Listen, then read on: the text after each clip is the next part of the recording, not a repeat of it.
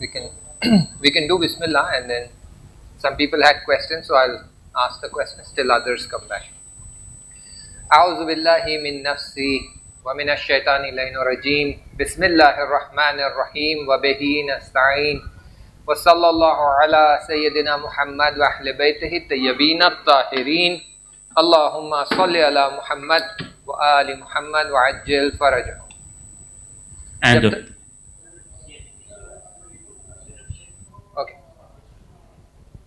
Okay. अगर किसी को सवाल है तो जब तक और कुछ लोग आ जाएं, हमारे पास 2 मिनट बाकी है, तो किसी को कोई सवाल है तो पूछ ले, नहीं है तो फिर हम वेट करते हैं और 2 मिनट के बाद इंशाल्लाह स्टार्ट करते हैं. वहाँ पीछे किसी को अगर सवाल है तो पूछ ले.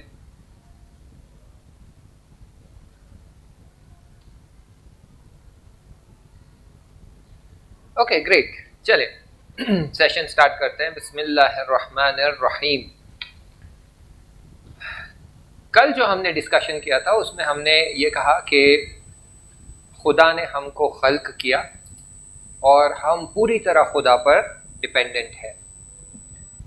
सिर्फ यही नहीं बल्कि हमारे ऊपर खुदा का पूरी तरह से कंट्रोल है और हर चीज़ जो हम हमारी ज़िंदगी में करते हैं वो खुदा की मर्ज़ी से होता है. तो अब ये अगर हम कह दें तो कोई आकर हमसे ये पूछ सकता है कि फिर फ्री विल क्या हुआ? इंसान को जो खुदा ने इख्तियार दिया, चॉइस दिया, तो वो कहाँ गया फिर? अगर सब कुछ अल्लाह की मर्ज़ी से हो रहा है, सब कुछ वैसे हो रहा है जो वो चाहता है, तो फिर हमारा क्या रोल है? यानी ये कि अगर मैं जो भी अपनी ज़िंदगी में कर रहा हूँ वो अल्लाह की मर्ज़ी से, अल्लाह की विल से कर रहा हूँ, तो मैं जो गुनाह भी कर रहा हूँ वो अल्लाह की मर्ज़ी से हो रहा है, मैं थोड़ी कर रहा हूँ. जैसे हमने कल कहा कि अगर उठो, हम हमारे मखलूक को अगर हम कहेंगे उठो तो उठ जाएगा, बैठो तो बैठ जाएगा, तो इसी तरह खुदा का भी हम पर अच्छा खासा कंट्रोल है. तो फिर ये जो गुनाह हो रहा है इसके लिए मैं कह सकता हूँ कि ये गुनाह मैं नहीं कर रहा हूँ, ये तो खुदा कर रहा है ना.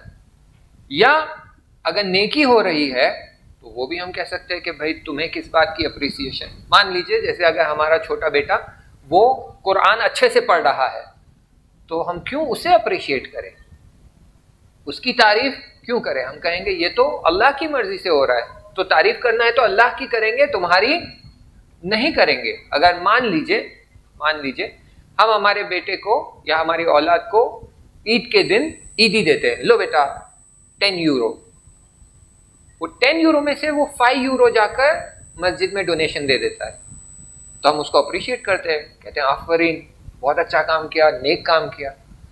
तो कहेंगे क्यों आप इसकी तारीफ कर रहे हैं? ये तो अल्लाह की मर्जी से हुआ है, अल्लाह ने चाहा इसलिए इसने दिया, वरना ये नहीं दे पाता, तो इसकी क्यों तारीफ कर रहे हो? तारीफ अल्लाह की करो. और वैसे ही कोई अगर किसी का नुकसान कर देता है, कार पे स्क्रैच आ गई या कुछ कांच टूट गया, घर में कुछ नुकसान हो गया, तो बोलेंगे इसे मत डांटो.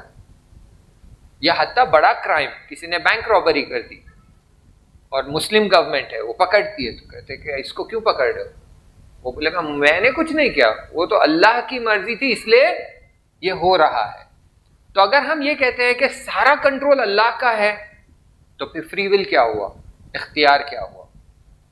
तो इसीलिए यहाँ पर हमको आकर समझने की ज़रूरत है कि हमारा कनेक्शन अल्लाह के साथ जो है वो कनेक्शन इस तरह से है कि अगर बहुत सारी चीज़ें हमारे अतराफ, हमारे इख्तियार में नहीं है, लेकिन हमारा इरादा हमारे इख्तियार में है.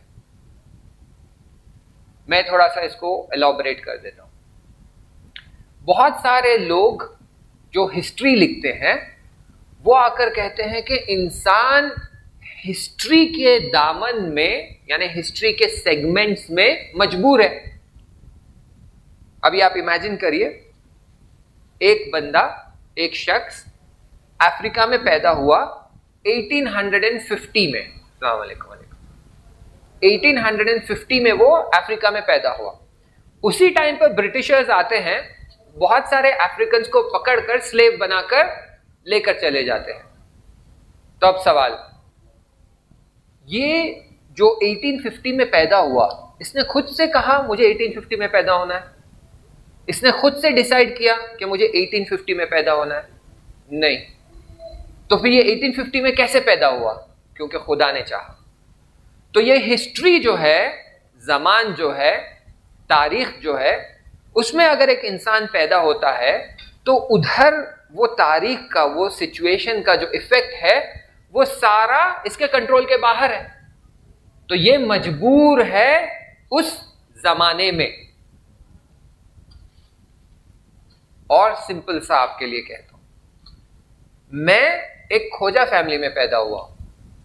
میں نے خود چوز کیا کہ مجھے کھوجا فیملی میں پیدا ہونا ہے؟ نہیں، لیکن میں پیدا ہو گیا. تو اب یہ میں جو پیدا ہوا ہوں اور میں کھوجا ہوں، یہ میں مجبور ہوں.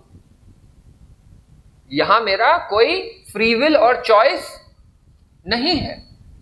میں اب خیر اس کو زیادہ ڈریگ نہیں کرتے، لیکن آپ سوچ کر بتائیے کون سی حالت بہتر ہے، یہ کہ آپ کی رگوں میں بی بی فاطمہ سلام اللہ علیہا کا خون دوڑے یا نہ دوڑے؟ خون ہونا زیادہ بہتر ہے نا. تو اسی لیے سید کو ہم کیوں احترام کرتے ہیں؟ کیونکہ ان کی رگوں میں بی بی فاطمہ کا، امام حسن کا، امام حسین کا، امام رضا کا خون دوڑتا ہے، اسی لیے ہم سید کا احترام کرتے ہیں. تو اگر مجھ سے خدا پوچھتا کہ کھوجا بننا ہے یا سید، تو میں آبویسلی کہتا مجھے سید بننا ہے. میں کیوں جا کر کھوجا بنوں گا؟ مجھے تو چاہیے کہ میرے رگوں میں پاک اہل البیت کا خون رہے. لیکن کیا مجھے چوائس دی گئی؟ نہیں. تو کچھ لوگ تاریخ میں جنہوں نے ہسٹری لکھی اور ویسٹرن فلاسفرز نے آ کر لکھا کہ انسان بہت سارے ایسپیکٹس کی وجہ سے، بہت سارے ریزنز کی وجہ سے مجبور ہے. اسے کون سی ڈیٹ کو پیدا ہونا ہے وہ ڈیسائیڈ نہیں کر سکتا. کون سی فیملی میں پیدا ہونا ہے وہ ڈیسائیڈ نہیں کر سکتا. اسے گورا پیدا ہونا ہے یا کالا پیدا ہونا ہے وہ ڈیسائیڈ نہیں کر سکتا. اس کو انڈیا میں پیدا ہونا ہے یا امریکہ میں پیدا ہونا ہے وہ ڈیسائیڈ نہیں کر سکتا. تو یہ ساری اس کی مجبوری ہے. اگر وہ انڈیا میں ایک غریب فیملی میں پیدا ہوتا ہے، ویری پور فیملی میں، تو یہ اس کی مجبوری ہے. تو انسان آزاد نہیں ہے، انسان کے پاس چوائس نہیں ہے، وہ مجبور ہے. اب ان کی غلطی یہ ہے کہ انہوں نے آ کے انسان کو پوری طرح سے مجبور بنا دیا، کہا کہ یہ مجبور ہے، فلی مجبور ہے. جبکہ اسلام آ کے کہتا ہے نہیں، اس طرح مت کہیے کہ وہ فلی مجبور ہے، ورنہ اگر آپ ایسے کہیں گے تو free will has no value. تو بولیں گے ہاں اگر فری ول نہیں رہے گا تو کیا پرابلم؟ تو ہم کہیں گے ٹھیک ہے، مان لیجئے میرے پاس فری ول نہیں ہے، ٹھیک ہے، میرے پاس چوائس نہیں ہے.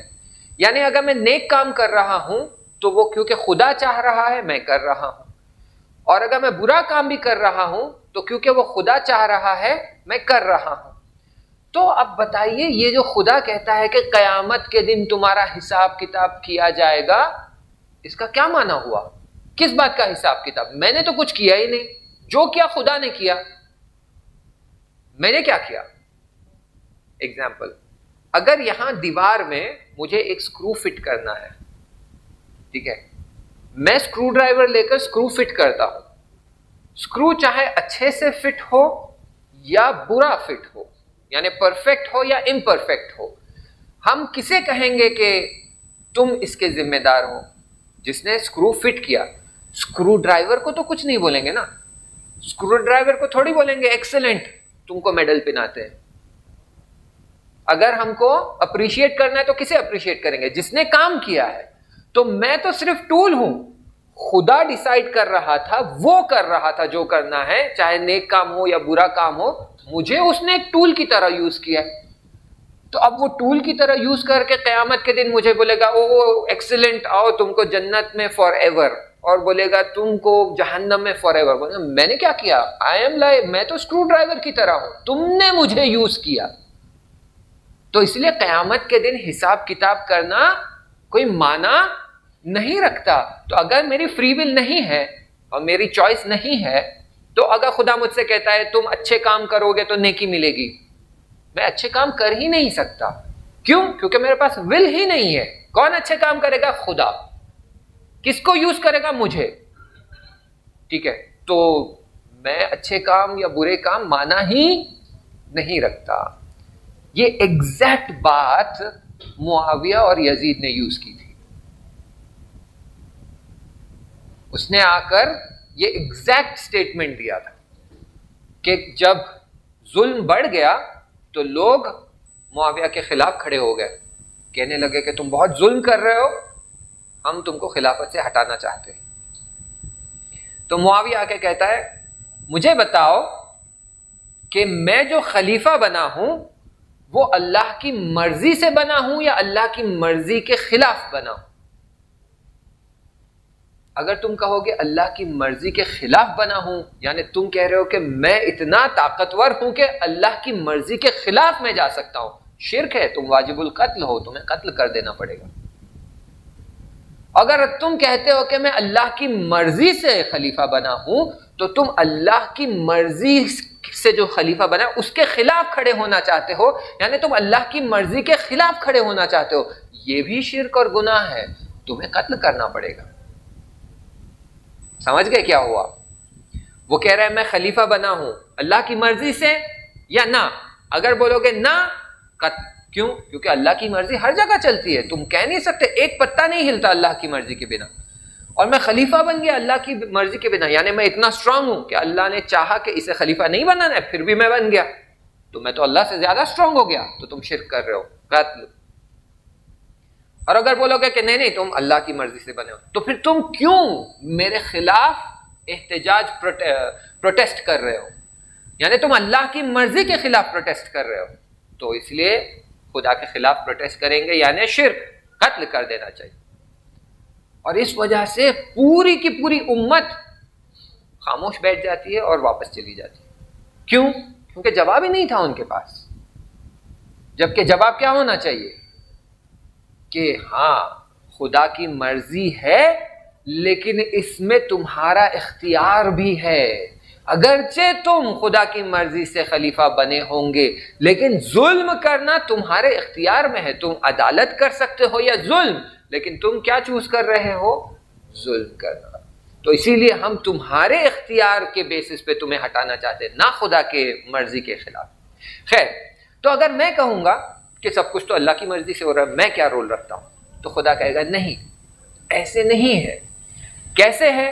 کہ میں نے تم کو اختیار دیا ہے دس مچ، لیکن اس کے اطراف کا جو ماحول بن رہا ہے وہ میں نے بہت لانگ ٹائم سے پلان کیا ہے اور وہ سلولی ایگزیکیوٹ ہو رہا ہے اور وہ ان ایکشن آ رہا ہے، یعنی برپا ہو رہا ہے، چل رہا ہے، میں نے جو پلان کیا ہے. تو ہاں، تم کون سے زمانے میں پیدا ہوگے یہ میں نے ڈیسائیڈ کیا، صحیح ہے. کون سے فیملی میں پیدا ہوگے یہ بھی میں نے ڈیسائیڈ کیا، صحیح ہے. اور غریب رہیں، یہ تمہاری فیملی غریب رہے گی یا امیر رہے گی، یا تم پوری طرح ہیلدی پیدا ہوگے یا تمہارے اوپر کوئی بیماری رہے گی، انلیس پیرنٹس نے کچھ گناہ کیا ہو. دیکھیں بہت سارے لوگ کہتے ہیں بچہ بیچارہ اس کی کیا غلطی ہے، برین ڈیمیج ہو گیا. تو اس میں پیرنٹس کو چیک کرنے کی ضرورت ہے کہ پیرنٹس شراب پیتے تھے، گناہ کرتے تھے، ڈرگز لیتے تھے، تو بچے پر اس کا ایفیکٹ ہوگا اور برین پر ایفیکٹ ہوگا. تو یہاں پر ہم یہ نہیں کہیں گے کہ خدا نے کیا، ہم کہیں گے کاز اینڈ ایفیکٹ. یہی جو کل آپ پوچھ رہے تھے، کاز اینڈ ایفیکٹ. پیرنٹس نے غلطی کی، اس کا نتیجہ بچے میں نظر آیا ہے. تو ہم کس ٹائم پہ پیدا ہوتے، یہ ساری چیزیں جو ہے خدا کے ہاتھ میں ہے. لیکن میں اچھا انسان بنوں یا برا انسان بنوں، اس کا اختیار خدا نے مجھے دیا ہے. اس نے کہا کہ تمہارے سامنے میں نے دونوں چیزیں کھول رکھی ہیں. اسی لیے آیت الکرسی میں ہم کہتے ہیں قد تبین الرشد من الغی، یعنی میں نے تمہارے سامنے حق اور باطل دونوں واضح کر دیا ہے. تبینہ یعنی روشن کرنا، کلیئر کر دینا، دیکھو یہ حق ہے، یہ باطل ہے. اور پھر وہ یہ بھی کہتا ہے لا اکراہ فی الدین. اب کئی لوگ اس کی بہت زیادہ غلط تعبیر کرتے ہیں، کہتے ہیں کہ دین میں روزہ رکھوں نہ رکھوں، لا اکراہ فی الدین، تم مجھے فورس نہیں کر سکتے. میں نماز پڑھوں نہیں پڑھوں، لا اکراہ فی الدین، تم مجھے فورس نہیں کر سکتے. میں حجاب کروں نہیں کروں، لا اکراہ فی الدین، تم مجھے فورس نہیں کر سکتے. جبکہ آیت یہ نہیں کہہ رہی. لا اکراہ کی آیت یہ نہیں کہہ رہی، لا اکراہ کی آیت کہہ رہی ہے لا اکراہ فی الدین قد تبین الرشد من الغی، تمہارے لیے ہم نے کوئی زبردستی نہیں رکھی ہے کہ تم کون سا دین سلیکٹ کرتے ہو، تمہارے سامنے سارے دین کھول کر رکھ دیے گئے ہیں، وہ دین بھی جو حق ہے اور وہ دین بھی جو باطل ہے، اور ہم تمہیں فورس نہیں کر رہے ہیں کہ اسلام ہی پک کرو، یا ہم تمہیں فورس نہیں کر رہے ہیں کہ وہ باطل دین ہی پک کرو، ہم تمہیں آزاد چھوڑ رہے ہیں۔ یہی آیت اس بات پہ دلالت کرتی ہے کہ تمہارے پاس اختیار ہے کہ حق چن سکتے ہو یا باطل چن سکتے ہو۔ اور اسی کے بعد خداوند متعال کہتا ہے اللہ ولی الذین آمنوا، کہتا ہے تم اگر حق چنو گے، ایمان لے کر آؤ گے تو میں تمہارا ولی بنوں گا، اور اگر میں تمہارا ولی بنتا ہوں تو میرا کام کیا ہے؟ یخرجوہم من الظلمات الی النور، تم کو اندھیروں سے نکال کر نور کی طرف لے کر آؤں گا۔ والذین کفروا، لیکن جو مجھے جھوٹا کہتے ہیں یا مجھے نہیں مانتے ہیں، مجھ سے کفر کرتے ہیں، مجھے چھپاتے ہیں، وہ اگر باطل کا انتخاب کرتے ہیں، اولیاءہم الطاغوت، طاغوت یعنی وہ جو خدا کے خلاف کھڑے ہو جاتے ہیں، اولیاءہم الطاغوت یخرجونہم من النور الی الظلمات، وہ نور سے نکال کر ظلمات کی طرف لے جاتے ہیں۔ یعنی خدا بہت کلیئرلی یہاں کہہ رہا ہے تمہارے پاس چوائس ہے، حق بھی تمہارے سامنے اوپن ہے، باطل بھی تمہارے سامنے اوپن ہے۔ تم حق چوز کرو گے تو میں تمہارا گارڈین بنوں گا، میں تمہارا رکھوالا بنوں گا، میں تمہارا پالنے والا بنوں گا، اور تم کو اندھیروں سے نکال کر نور کی طرف لے جاؤں گا۔ اور اگر باطل کو سلیکٹ کرو گے تو میں تمہارا رکھوالا نہیں ہوں، پھر کوئی اور تمہارا پالنے والا بنے گا، اور میرے علاوہ کوئی اور جو بھی ہو پالنے والا بن جائے وہ تمہیں نور سے نکال کر اندھیرے کی طرف لے جائے گا۔ تھوڑا سا اس کو اور اوپن کریں، نور اور اندھیرے کو۔ خدا کہہ رہا ہے اگر ایمان لاؤ گے تو میں تمہیں اندھیرے سے نکال کر نور کی طرف لے جاؤں گا، یعنی یہ کہ ایمان لانے والے لوگ اندھیرے میں ہے، اور اس طرف سے کہہ رہا ہے کہ اگر تم کفر کرو گے تو تمہیں نور سے نکال کر اندھیرے میں لے جائیں گے۔ اس کا مطلب یہ ہے کہ وہ پہلے جو کفر کر رہے وہ نور میں ہے۔ آئی بات سمجھ میں؟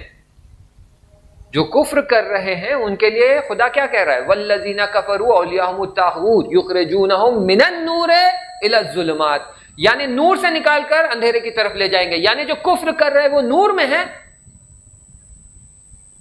اور خدا کہہ رہا ہے اللہ ولی الذین آمنوا یخرجوہم من الظلمات الی النور، جو ایمان لائے ان کو اندھیرے سے نکال کر نور کی طرف لے جاؤں گا، یعنی ایمان لانے والے اندھیرے میں ہے۔ ہمیں تو لگتا تھا ایمان لانے والے نور میں ہیں۔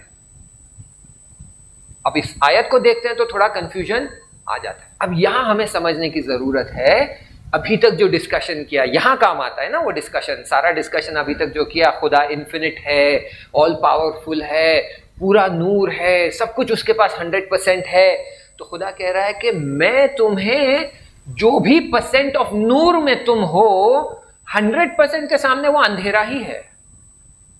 ایمان لانے والے لوگ اگر 60% نور پر پہنچ گئے ہو اور میں 100% ہوں تو 100% کے سامنے یہ اندھیرا ہوا یا نہیں ہوا؟ ہاں، تو میں تمہیں یہاں سے نکال کر 100% تک پہنچا سکتا ہوں۔ اور وہ لوگ جو کفر کر رہے ہیں، جان لو کہ یہ لوگ جو اندھیروں میں چھپے ہوئے، اگر تم 10% پر بھی ہے تو اس اندھیرے کے سامنے یہ 10% نور ہے، تو یہ تمہیں وہاں سے نکل کر 0% میں لے جائیں گے، یعنی ایبسلیوٹ ڈارکنیس۔ تو بحث یہ ہے 0% اینڈ 100%۔ اب بیچ میں جو ہے خدا کہہ رہا ہے تم کو ہم نے اختیار دیا ہے، اگر تم نیچے کا سلیکٹ کرو گے تو وہاں سے نکل کر 0%، تو جہاں بھی ہو وہ نور ہوا۔ کیوں؟ 0% کے سامنے 1% بھی نور ہے، اور 100% کے سامنے 99% بھی اندھیرا ہے، کیونکہ 100% از ایبسلیوٹ برائٹنس۔ تو خدا کہہ رہا ہے کہ ہم نے تمہارے لیے اختیار دیا ہے، اور بارہا قرآن میں اشارہ ملے گا آپ کو، احادیث میں اشارہ ملے گا کہ انسان کو اختیار دیا گیا، اسی لیے اس انسان کی خلقت کے لیے خدا کہتا ہے تبارک اللہ. دیکھیں ہم قرآن پڑھتے تو ہیں لیکن تھوڑا سا اس پہ تفکر بھی تدبر بھی کرنے کی ضرورت ہے. اب جیسے میں نے نور اور اندھیرے کی بات کی ہے، میں نے ایک اور بات کی طرف اشارہ کیا تھا. کچھ دوستان تھے ساتھ میں، انہیں یہ بات پتہ ہے، شاید ان کے لیے یہ بات ریپیٹیشن ہو. خدا کہتا ہے بسم اللہ الرحمن الرحیم، خدا کہتا ہے کہ میں زمین پر میرا خلیفہ بنانا چاہتا ہوں. قرآن میں جو آیت ہے سورہ بقرہ میں کہتا ہے میں زمین پر میرا خلیفہ بنانا چاہتا ہوں. فرشتوں نے کیا کہا؟ کہا کیوں ایسی مخلوق بنانا چاہتے ہو جو فساد کرے گا اور زمین پر خون ریزی کرے گا؟ اگر میں وہاں ہوتا تو میں فرشتوں سے کہتا کہ خدا کہہ رہا ہے میں بنانا چاہتا ہوں، ابھی تک حضرت آدم کو بنایا نہیں ہے، تو تمہیں کیسے پتا کہ یہ فساد کرنے والا اور خون ریزی کرنے والا ہے؟ ابھی تو بنا ہی نہیں ہے حضرت آدم. کہہ رہا ہے میں بنانا چاہتا ہوں زمین کے لیے، یا میں بنا رہا ہوں. چلے مان لیجیے بنا رہا ہوں یا بنا دیا، میرے سامنے حضرت آدم کھڑے، لیکن یہ تو ابھی زمین پر گئے ہی نہیں اور وہاں پر فساد کیا ہی نہیں، خون ریزی انہوں نے کی ہی نہیں. تو کیوں فرشتے فوراً پلٹ کر کہنے لگے کہ کیوں ایسی مخلوق بنا رہے ہو جو فساد کرنے والا اور خون ریزی کرنے والا ہے؟ کہاں سے پتا؟ فرشتوں کو کیسے پتا؟ کیا کہاں جھگڑا؟ ابھی تو دیکھیں اس آیت کا پیٹرن جو ہے نا، وہ پیٹرن یہ ہے کہ خدا نے حضرت آدم کو بنایا اور کہا کہ میں اسے زمین پر خلیفہ بنانا چاہتا ہوں. ابھی یہ بھی نہیں کہا کہ سجدہ کرو، یہ بھی نہیں کہا کہ جنت میں جاؤ اپنی بیوی کے ساتھ رہو کھاؤ پیو آرام کرو، کچھ نہیں. ابھی کہا میں بنا رہا ہوں، یہ بن گیا، اسے خلیفہ بنانا چاہتا ہوں. فوراً فرشتوں نے کہا کیوں؟ یہ معلوم ہوتا ہے جب امام جعفر صادق علیہ السلام نے پوچھا تھا کہ حضرت آدم سے پہلے اس کا مطلب یہ سائیکل پہلے ہو چکا ہے. ہاں یہ ہو سکتا ہے. آپ کیا کہنے تھے؟ سوری کس بات کا؟ کہ یہ لوگ گناہ کریں گے؟ ٹھیک ہے ٹھیک ہے ٹھیک ہے. تو وہ یہ اینالائز کیا انہوں نے کہ ہاں بھائی اس کے پاس علم ہے اور شہوت ہے تو پرابلم کر سکتے ہیں یہ کر کے. ٹھیک ہے پھر بات ہاں ایسا نہیں، لائف تو ہے نہیں. دوسرا پھر جب خدا نے کہا میں کچھ جانتا ہوں جو تم نہیں جانتے، پھر میں نے ان کو نام بتائے، انہوں نے نام سنائے، فوراً سجدے میں گر گئے. تو جب ان کو پتا تھا اینالیٹیکل بیسس پہ کہ بھائی علم ہے شہوت ہے یہ حتماً فساد کریں گے، تو اس کے بعد اگر انفارمیشن ایکسٹرا آتی بھی ہے تو بولیں گے نہیں لیکن پریویس انفارمیشن تو میرے پاس ہے نا، پریویس انفارمیشن پروف کر رہا ہے کہ یہ کرپٹ ہے، تو میں کیوں سجدہ کروں؟ اسی لیے جب انسان کو بنایا خدا نے تو خدا نے کہا کنگریچولیشنز ٹو مائی سیلف، تبارک اللہ تعالی، کیونکہ انسان کو وہ خاص فری ول دیا خدا نے جس سے انسان چاہتا تو فرشتوں کے اوپر تک جا سکتا اور فرشتوں سے نیچے آ کر جانوروں سے بدتر بھی بچ سکتا ہے. تو یہ فرشتوں کو کیسے پتا چلا؟ اور فرشتے کس بات کا جھگڑا کر رہے تھے؟ کہہ رہے تھے کیوں اسے بنا رہے ہو؟ ہم تمہاری تسبیح کرتے ہیں، ہم تمہاری عبادت کرتے ہیں، یسبحون ہم کرتے ہیں. پہلی بات حضرت آدم جو انسان کو ہم جانتے ہیں یہ انسان، اس سے پہلے ایک کیٹیگری تھی جس کو کہتے ہیں نیاندرتھالز. 50,000 سال پہلے یہ رہ چکے ہیں، ان کے فاسلز ملے ہیں، ان کی ہڈیاں ملی ہیں، ان کا بون سٹرکچر بنا کر دیکھا کہ ارے یہ تو انسان جیسے ہی دکھتے ہیں لیکن تھوڑا سا الگ ہے، ان کا سر پیچھے سے الگ ہے، جو سسٹم الگ ہے، لیکن چلنا اٹھنا بیٹھنا کھانا ویپن یوز کرنا ہتھوڑی یوز کرنا یہ سب ان کو آتا ہے. اور ہم سے 50,000 سال پہلے یہ لوگ موجود تھے اور جنگلوں میں زندگی کر رہے تھے، رہ رہے تھے، کھا رہے تھے، پی رہے تھے، ہنٹ کر رہے تھے، شکار کر کے جی رہے تھے. تو انہوں نے مان لیا کہ انسان سے پہلے نیاندرتھالس تھے اور نیاندرتھالس سے انسان بنا ہے. ایولیوشن تھیوری کے حساب سے وہ یہ مانتے ہیں. ابھی ریسنٹلی 5 سال پہلے ریسرچ کرتے سمے انہیں پتا چلا کہ نہیں, نیاندرتھالس سے پہلے بھی ایک کیٹیگری تھی جنہیں کہتے ہیں ڈینوسووینس, اور ان کا باڈی سٹرکچر ملا تو دیکھا کہ یہ بھی انسان جیسے ہے لیکن ان کے ہاتھ چھوٹے ہیں فار ایگزامپل, یا کمر چوڑی ہے. تو ان میں اور انسان میں فرق ہے, لیکن دیکھنے میں لگتا ہے کہ یہ پہلے تھے 1,000 سال پہلے, 100,000 ایئرس پہلے, 1,00,000 سال پہلے, پھر یہ 50,000 سال پہلے, اور پھر انسان آیا. اور ان کے بون سٹرکچرز میچ ہوتے ہیں. ڈی این اے سب کا الگ, انسان کا ڈی این اے سسٹم الگ, نیاندرتھالس کا ڈی این اے سسٹم الگ, اور ڈینوسووینس کا الگ. یعنی فرشتوں نے دیکھا ہے کہ جو انسان جیسی مخلوق ہے جب اسے زمین پر بھیجتے ہیں تو یہ فساد کرتا ہے. تو اسی لیے جیسے دوسرے انسان کو دیکھا جناب آدم کو, کہا پھر سے وہی, یہ تو ہم دیکھ چکے ہیں نا 100,000 ایئرس پہلے, 1,00,000 سال پہلے ہم دیکھ چکے ہیں انہوں نے کیا کیا, ایک دوسرے کو مار کر نابود کر دیا. پھر 50,000 سال بعد نیاندرتھالز آئے, انہوں نے بھی یہی کیا, تو پھر سے واپس یہ کیوں؟ پھر انہوں نے جو کہا وہ یہ تھا کہ ہم تیری تسبیح کرتے ہیں. یعنی یہ کہ اگر تو چاہتا ہے کسی کو اپنا خلیفہ بنائے تو ایسے کو کیوں بنا رہا ہے جو خون ریزی کرتا ہے؟ ایسے کو بناؤ جو تیری تسبیح کرتا ہے. ہم زیادہ لائق ہیں تیرے خلیفہ بننے کے لیے. یعنی خلافت ایک پوزیشن ہے جس کے لیے فرشتے بھی کہہ رہے ہیں کہ ہمیں وہ خلافت دے دے. بھائی ان کو کیوں دے رہے؟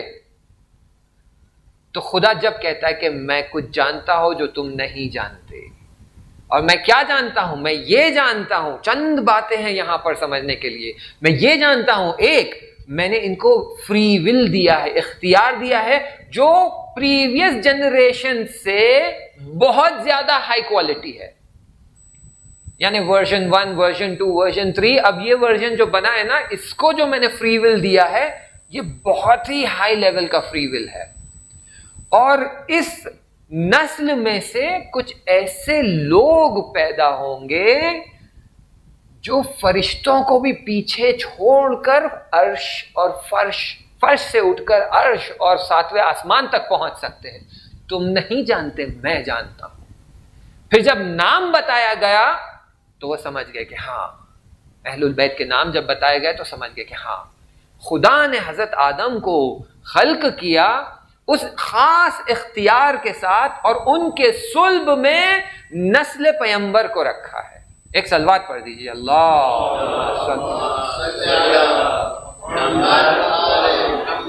اور اس نسل کو وہ کیپیسٹی دی ہے, وہ قدرت دی ہے, وہ اختیار دیا ہے کہ یہ ہم سے کئی گنا آگے جا سکتے ہیں.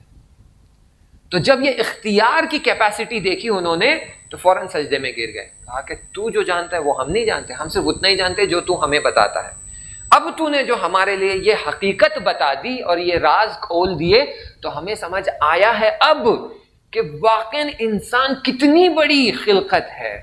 اسی لیے انسان کو اشرف المخلوقات کہا گیا ہے کہ اس کو ہم نے یہ اختیار دیا ہے, یہ کیپیسٹی دی ہے کہ اسینڈ کرے خدا کی طرف, اور وہ درجے حاصل کر کے کوئی حاصل نہیں کر سکتا. تو سمجھ جائیے کہ اگرچہ ہم نے کل کہا کہ خدا کا اتنا کنٹرول ہے, وہ ساری چیزوں پہ کنٹرول کرتا ہے, ٹائم پہ اس کا کنٹرول ہے, اسپیس پہ اس کا کنٹرول ہے, ہمارے اطراف جو چیزیں ہو رہی ہیں اس پہ اس کا کنٹرول ہے, آگ جلائے گی نہیں جلائے گی وہ ڈیسائیڈ کرتا ہے. یہ سب ہونے کے باوجود بھی اس نے ہمیں اختیار دیا ہے کہ یہ سب ماحول کے ہوتے ہوئے تم کیا ڈیسائیڈ کرتے ہو, کیا, ایک سیکنڈ رک جائیے, کیا چوائس کرتے ہو.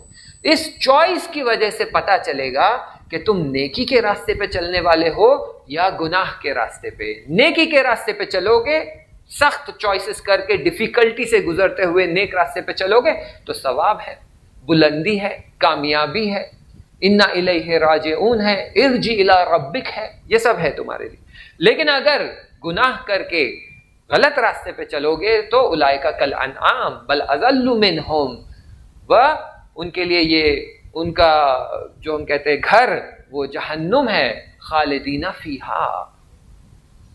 تو یہاں معلوم پڑتا ہے کہ بغیر اختیار کے یہ سب کہنا پوائنٹ لیس ہے. تو حتماً ہمارے پاس اختیار ہے. یہ تو ایکسپلینیشن ہو گیا. لیکن میں کیسے مان لوں ہمارے پاس اختیار ہے؟ میں کیسے مان لوں میرے پاس اختیار ہے؟ یہی کہ میں انٹرنلی فیل کر سکتا ہوں کہ میرے سامنے اگر چائے اور شربت رکھا جائے تو میں ڈیسائیڈ کرتا ہوں کہ مجھے چائے پینا ہے یا شربت.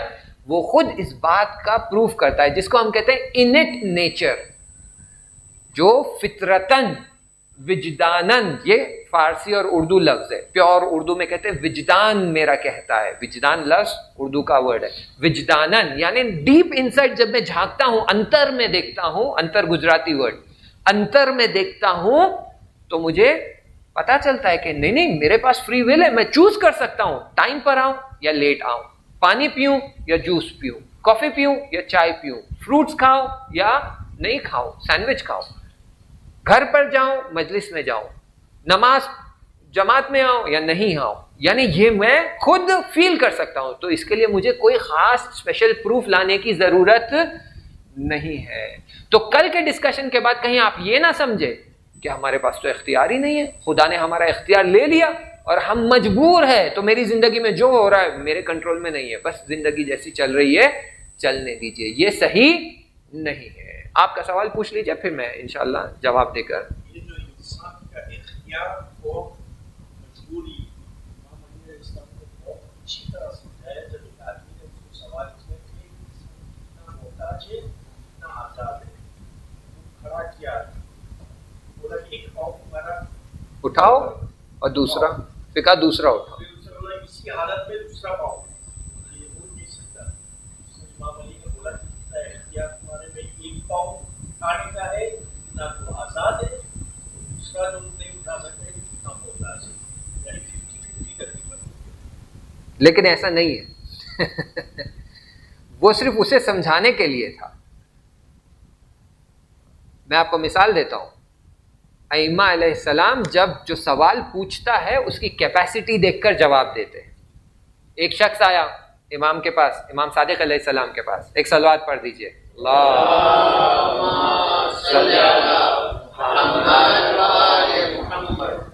اس نے بولا مولا ایک سوال ہے.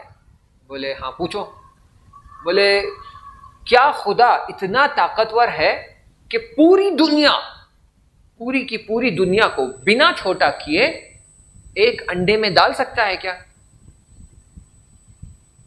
تو امام صادق علیہ السلام نے کہا تم انڈے کی بات کر رہے ہو؟ تم اگر دیکھو گے تو اتنا بڑا پہاڑ تمہاری آنکھ کی چھوٹی پتلی میں سما گیا ہے، تو پوری دنیا انڈے میں ڈالنا کوئی بڑا کمال ہے ہی نہیں. تو بولا بالکل صحیح بول رہے مولا، سمجھ گیا، پرفیکٹ آنسر. اتنا سب کچھ دیکھ رہا ہوں میں اور میری آنکھ اتنی چھوٹی، سب کچھ اس کے اندر آ رہا ہے، تو پوری دنیا کو انڈے میں ڈالنا کوئی مشکل کام نہیں ہے. خدا واقعاً قدرت رکھتا ہے. چلے گئے. پھر ان کا شاگرد آیا. اس نے پوچھا مولا ایک سوال ہے. بولے بتاؤ. بولے کیا خدا پوری دنیا کو بنا چھوٹے کیے انڈے میں ڈال سکتا ہے؟ اس کو 2 گھنٹے کا درس دیا جس میں اسے سمجھایا کہ کچھ چیزیں ہیں جو پاسبل ہے کہ وجود میں آئے اور کچھ چیزیں ہیں جو وجود میں آ ہی نہیں سکتے. یہ سوال یہ نہیں ہے کہ خدا دنیا کو انڈے میں ڈال سکتا ہے یا نہیں ہے. اصلی سوال یہ رہے گا کیا یہ انڈے میں وہ کیپیسٹی ہے کہ پوری دنیا کو اپنے اندر لے سکے؟ تو یہ سوال ایسے نہ کرو کہ کیا خدا ایسے کر سکتا ہے. سوال یہ ہونا چاہیے کہ اگر خدا کر بھی سکتا ہے تو کیا اس انڈے میں وہ کیپیسٹی ہے کہ سب کچھ اپنے اندر سنبھالے؟ اگر نہیں سنبھال سکتا تو خدا چاہے گا بھی تو یہ نابود ہو جائے گا. اب یہی مثال انسان کی لیجئے کہ جو حصہ میں انشاءاللہ کل ڈسکس کروں گا وہ یہ کہ انسان کے 2 ڈیمینشنز ہیں، ایک جسم اور ایک روح. خدا کہتا ہے اپنے جسم کا بھی خیال رکھو، اپنی روح کا بھی خیال رکھو. جسم کو اتنا ہیلدی رکھو کہ تمہیں جو غذا ملے وہ کھاؤ تو تمہارا جسم اسے برداشت کر سکے، ہضم کر سکے۔ روح کی بھی کیپیسٹی ایسے بڑھاؤ کہ میری معرفت جب تمہارے پاس آئے تو اس میں کیپیسٹی ہو اسے سنبھالنے کی، ورنہ ایسا نہ ہو جائے کہ ایک دنیا جتنا علم اور معرفت ہے اور تمہاری کیپیسٹی اس چھوٹے انڈے جیسی ہے کہ اگر اس میں یہ معرفت ڈالنے کی کوشش کرو گے تو یہ انڈا پھٹ جائے گا، نابود ہو جائے گا۔ تو اپنے آپ کو بڑا کرو، اپنی نفس کو بڑا کرو، اور وہ نفس بڑا کرنے کے لیے کیا چاہیے؟ اہل البیت نے جو راستہ بتایا ہے اس راستے پر چلو، اپنی نفس کی خواہشوں کے پیچھے مت بھاگو، ہر چیز جو تمہارا دل چاہتا ہے اسے طلب کرنے کی کوشش، حاصل کرنے کی کوشش مت کرو۔ تمہارے جیب میں اگر خدا نے رزق دیا ہے اور دیکھ رہے ہو کہ کوئی اور بھوکا ہے تو اس میں سے اسے دینے کی ہمت رکھو۔ کیوں؟ کیونکہ خدا تمہاری نفس کو بڑا کرے گا، تمہارے نفس کے اندر وہ قدرت دے گا کہ تمہارے پاس جو کم ہے اس میں ہی تم خوش ہو جاؤ گے۔ انشاءاللہ آج جو مجلس ہوگی اس میں ہم نفس امارہ، نفس لوامہ اور نفس مطمئنہ کی بات کریں گے، لیکن میں اس بات کی طرف اشارہ کر دوں کہ اسلام میں جو خاص بات ہے وہ دوسرے دینوں میں نہیں ہے۔ کیوں؟ کیونکہ آئیے برکت کی بات کرتے ہیں، اشارتاً، صرف ڈیٹیل میں نہیں، 5-7 منٹ جو باقی ہے اسی کے حساب سے ہم کہتے ہیں اگر ہم 1 دیں گے خدا 10 دے گا، ہے یا نہیں؟ یہ کہتے ہیں ہم۔ اب ہمارا بچہ کہتا ہے بابا مولانا مجلس میں پڑھے 1 دیں گے تو 10، تو میں یہ 1 یورو ابھی یہ غریب کو دے رہا ہوں۔ سو گیا، صبح اٹھ کے تکیہ اٹھا کر دیکھتا ہے کہاں ہے 10 یورو؟ 10 یورو کہاں ہے؟ پھر آ کر بابا کو بولتا ہے بابا 10 یورو کہاں ہے؟ تو بولے کون سے 10 یورو بیٹا؟ بولے مگر مولانا نے پڑھا نہیں کہ 1 دو گے تو خدا 10 دے گا، میں نے کل 1 دے دیا غریب کو، تو اب وہ 10 کہاں ہے؟ تو بولے بیٹا ایسا تھوڑی چلتا ہے سسٹم۔ فوراً بچے کو ریئلائز ہوتا 10 تو نہیں ملے، 1 تھا وہ بھی گیا، تو نیکسٹ ٹائم یہ غلطی نہیں کرنا، ورنہ وہ 1 بھی جو تھا وہ جائے گا۔ یہ مٹیریلسٹک ویو ہے برکت کی۔ ہم جو بچوں کو کہتے ہیں صحیح سے سمجھائیں گے تو غلط نہیں جائیں گے، غلط نہیں سمجھیں گے، خدا سے امید نہیں کم کریں گے۔ صحیح طریقہ کیا ہے؟ صحیح طریقہ یہ ہے کہ جب تم 1 دیتے ہو تو تمہارے دل میں سکون آتا ہے۔ فارسی میں ایک ورڈ یوز ہوتا ہے، عربی میں بھی یوز ہوتا ہے، اصلی عربی ہے قناعت، یعنی کنٹینٹ ہونا، کم میں بھی تمہارا دل خوش ہو جاتا ہے۔ تو تمہارے پاس 1 ہے وہ تم کو 10 برابر لگتا ہے، اسے کہتے ہیں برکت۔ میں نے کئی ایسے لوگوں کو دیکھا ہے جو خدا کی راہ میں ہاتھ کھول کر خرچ کرتے ہیں، اگرچہ ان کے پاس خود نہیں ہے، ان کے پاس کم ہے۔ خدا کہتا ہے قرآن میں وہ لوگ کامیاب ہے جو حالت سرائے و ذرائے، دونوں حالتوں میں وہ انفاق کرتے ہیں، یعنی ہاتھ کھلا ہوا ہے، جیب پیسوں سے بھرا ہوا ہے تب بھی انفاق کرتے ہیں، اور جیب تنگ ہو گیا ہے، پیسے کم ہو گئے تب بھی انفاق کرتے ہیں۔ یہ لوگ کامیاب ہیں، میں انہیں پسند کرتا ہوں۔ تو جو لوگ جن کا ہاتھ تنگ ہو جاتا ہے پھر بھی جب وہ دیتے ہیں تو خدا کیسے برکت دیتا ہے۔ وہی 2 کلو چاول پہلے جو 3 دن 4 دن چلتا تھا اب 10 دن چلے گا۔ خود وہ شک کرنے لگے گا کہ 2 کلو چاول تھا 5 کلو تھا، بولے نہیں 2 کلو ہی تھا، پھر بولے ختم کیوں نہیں ہو رہا ہے؟ کیونکہ یہ برکت ہے۔ برکت یہ نہیں ہے کہ چاول بڑا ہوتا جا رہا ہے، برکت یہ ہے کہ تمہارے بدن کو تھوڑا سا اناج ملتے ہی بدن فلفل ہو جاتا ہے، اس میں اس کو جتنی انرجی کی ضرورت ہے کم اناج میں ہی تمہاری باڈی کو ساری انرجی مل جاتی ہے، کم خواب میں ہی پوری باڈی کو ساری کمفرٹ اور ریلیکسیشن مل جاتا ہے۔ تو برکت یعنی یہ نہیں کہ 1 کا 2 ہو جانا چاہیے، 2 کا 5 ہونا چاہیے، نہیں، برکت یعنی یہ کہ کم اس میں ہی تمہارے دل کو سکون ملتا ہے، بس دل بھر گیا، کھا لیا، پیٹ بھر گیا، ارے کچھ کھائے نہیں، آدھی بریڈ کھایا آپ نے، پاؤ روٹی کھائی، 4 نوالے چاول کھایا آپ نے، گوشت تو لیا ہی نہیں ہے، صرف آلو کھایا ہے، مثلاً کہہ رہا ہوں، لیکن نہیں، پیٹ بھی بھر گیا، دل بھی بھر گیا، اللہ کا لاکھ لاکھ شکر، سکون حاصل ہو گیا۔ یہ ہے برکت کہ قناعت حاصل ہو جاتی ہے انسان کو، انسان کے دل میں طمع اور لالچ اور گریڈینس نہیں رہتا ہے، ورنہ آپ یقین جانیے، آپ خود دیکھیں گے یہ، اور دیکھ چکے ہیں، کھانا کھا رہا ہے انسان، اس کی پلیٹ میں کھانا بھرا ہوا ہے، سالن بھی ہے، چکن کے 3 پیس بھی ہیں، لیکن اس کی نظر سامنے والی کی پلیٹ پر ہے، وہ کیا کھا رہا ہے، کتنا کھا رہا ہے، اس کے پاس 1 ہی پیس ہے، اس کے پاس 3 ہے، لیکن وہ بولے گا وہ پیس زیادہ اچھا لگ رہا ہے، یہ میرے پیس سے وہ زیادہ ٹیسٹی ہے،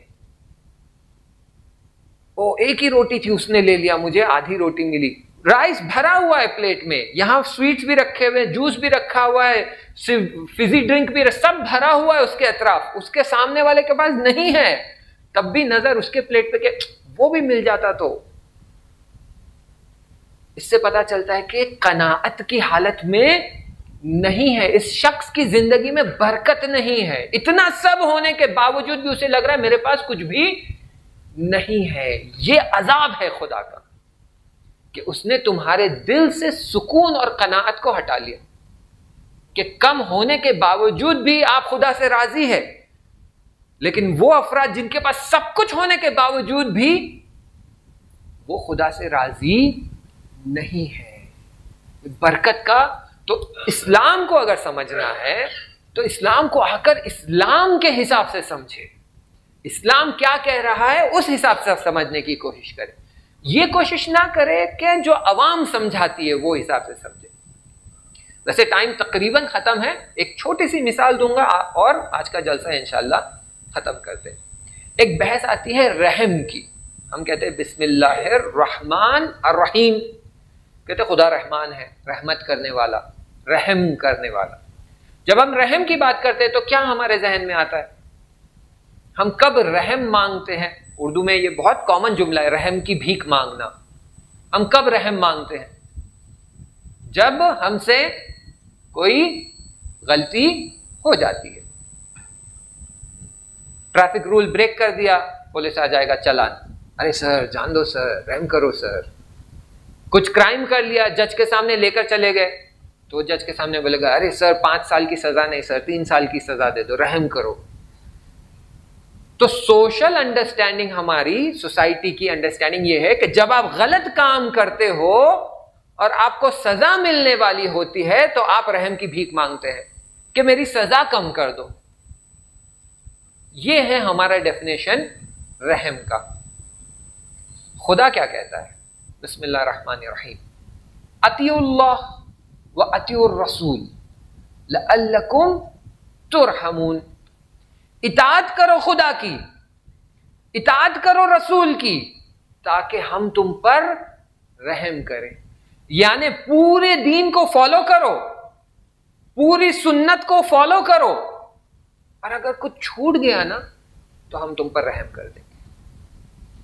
اس کا مطلب یہ نہیں ہے کہ نماز نہیں پڑھا اور رحم مانگ رہے ہو، روزہ نہیں رکھا اور رحم کی امید کر رہے ہو، خمس نہیں بھرا اور خدا سے کہہ رہے ہو رحم کر دو۔ خدا کہہ رہے ہیں نہیں، اس معاملے میں رحم نہیں کروں گا، میں کہہ رہا ہوں سب کچھ فالو کرو، نماز بھی پڑھو، روزہ بھی رکھو، حج پر بھی جاؤ، خمس بھی دو، امر بالمعروف بھی کرو، نہی از منکر بھی کرو، عبادت بھی کرو، حجاب بھی کرو، صلہ رحم بھی کرو۔ اور بائی مسٹیک کچھ چھوٹ گیا نا، 100 میں سے 98 آیا نا، تو وہ 2% جو بچ گیا وہ میں اپنی طرف سے جیب سے ڈال دوں گا۔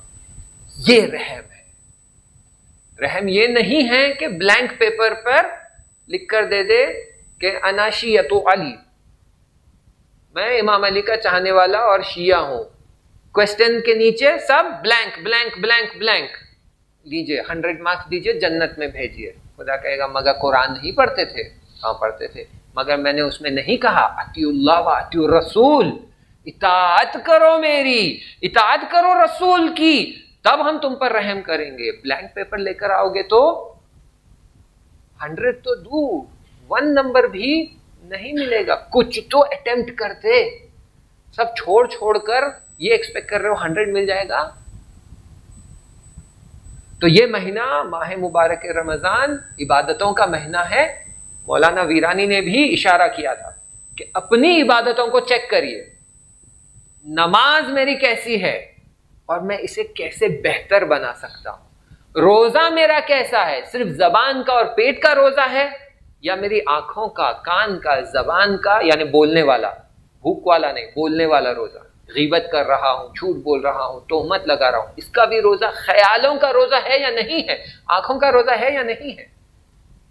تو میرے روزے کو بہتر بنانے کی ضرورت ہے، میری نماز کو بہتر بنانے کی ضرورت ہے، تقوی حاصل کرنے کی ضرورت ہے. وآخر الدعوانا وصلی اللہ علی سیدنا محمد واہل بیتہ الطیبین الطاہرین اللہم صلی علی محمد وآل محمد وعجل فرجہم. دیکھیں 1 یا 2 منٹ ہے، میں پانی پی رہا ہوں، آپ اگر کسی کو سوال پوچھنا ہے تو پوچھ لیجئے، میں ٹرائی کروں گا اتنی دیر میں آنسر کرنے کی. تھینک یو، بہت شکریہ، بہت شکریہ.